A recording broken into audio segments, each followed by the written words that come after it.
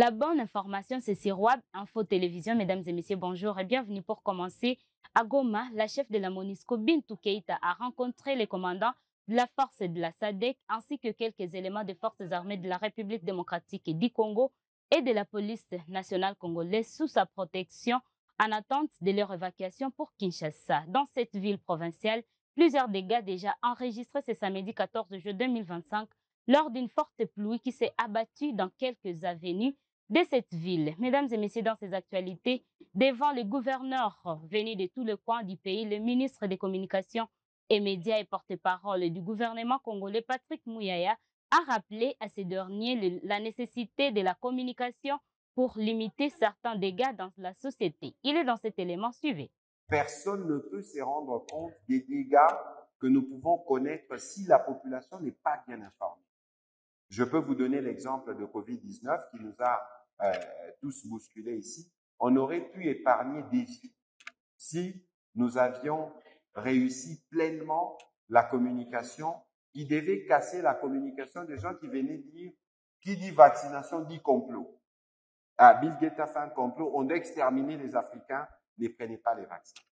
Ça, c'est un élément important. Ici, je voudrais simplement rappeler à votre attention l'impératif d'avoir un circuit de communication bien défini.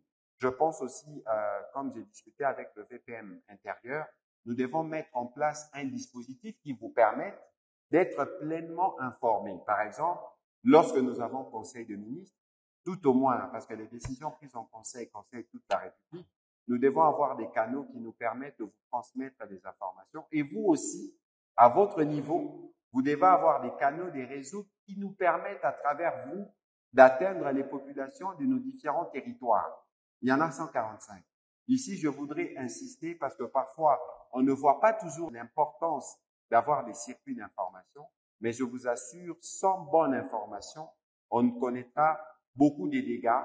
On aura du mal à prévenir pour ceux qui prennent des embarcations, par exemple dans les Maïndomé, il ne faut pas prendre tel navire. Et donc, il y a un impératif urgent et pour lequel, Excellence, Monsieur le Vice-Premier ministre, on se rapprochera de vos services, de sorte qu'après cette conférence, si c'est possible, d'avoir déjà une forme de plateforme qui nous permettra de commencer à lancer les premières informations, mais aussi à travailler avec vos équipes pour nous assurer que vous avez des sites Internet opérationnels, des réseaux sociaux bien opérationnels et des canaux de diffusion qui vous permettent d'être sûr de donner la bonne information à toutes vos populations. Et je vais terminer en disant que la redevabilité, aujourd'hui au XXIe siècle, l'essentiel du travail des dirigeants, c'est aussi la communication. Et donc, je crois que dans tout ce que vous faites, au-delà des défis auxquels vous faites face, il faut toujours vous assurer d'avoir défini un mécanisme clair et permanent qui vous permette de communiquer sur ce que vous faites et sur ce qui est fait par les gouvernements à travers vous, à travers les différentes entités territoriales décentralisées. Ce n'est que de cette manière que nous pouvons nous assurer que les messages du pays passent et que nous tous, nous travaillons dans une dynamique collective pour aller vers le développement. Dans la suite, la tâche du recrutement de la fonction publique revient au gouvernement central et pas au gouverneur, a précisé le vice-premier ministre, ministre de la fonction publique Jean-Pierre Liaou, en prenant part à la conférence des gouverneurs qui s'est tenue à Lualaba. Les reportages nous en donnent les détails.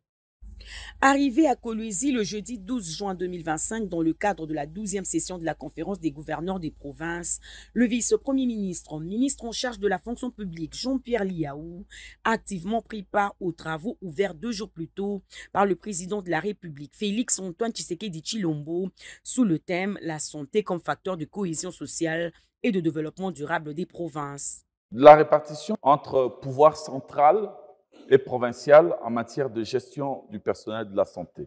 La base juridique est cristallisée donc par les articles 202.8, 203.10 et 204.18 de la Constitution et les articles 6, 9, 11 et 19 du statut.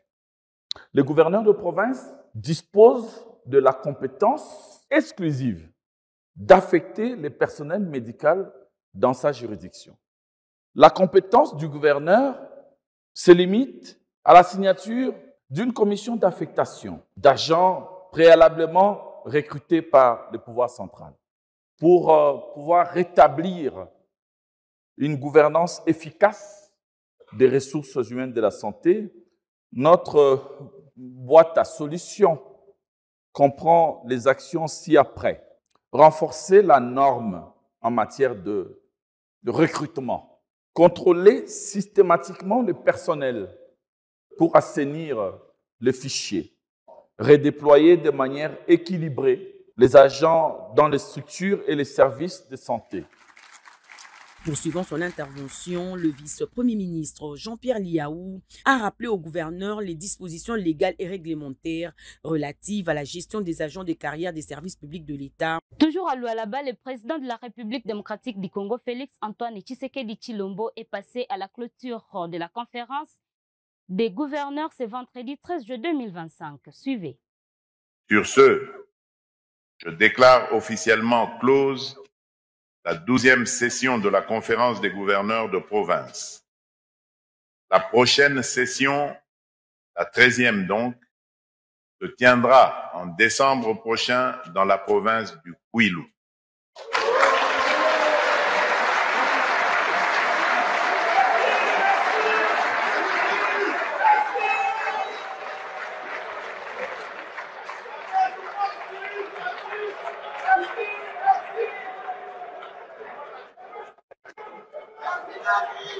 Que Dieu bénisse la République démocratique du Congo et son peuple. Je vous remercie. À la fin de ces actualités, messieurs et dames, suivons cette image qui nous renvoie à la condition d'études des enfants dans les Katanga. Je suis à Pande Mulingwa. C'est un village dans c'est un peu à la frontière hein, entre le Haut-Katanga et le Lualaba. Donc, nous sommes au Katanga, carrément.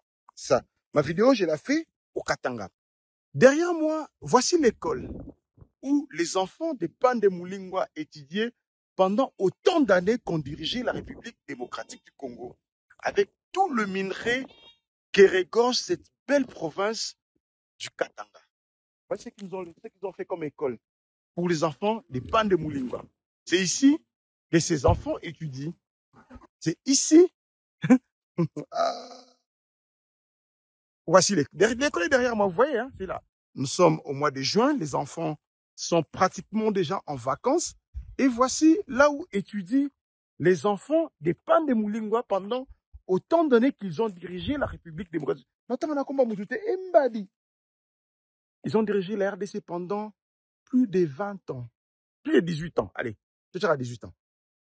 Avec le minerai du Katanga, voici ce qu'ils ont. C'est par cet élément donnant un peu un détail sur la condition d'études des enfants dans les Katanga que nous clôturons notre édition pour ce jour. Merci pour votre attention. Au revoir.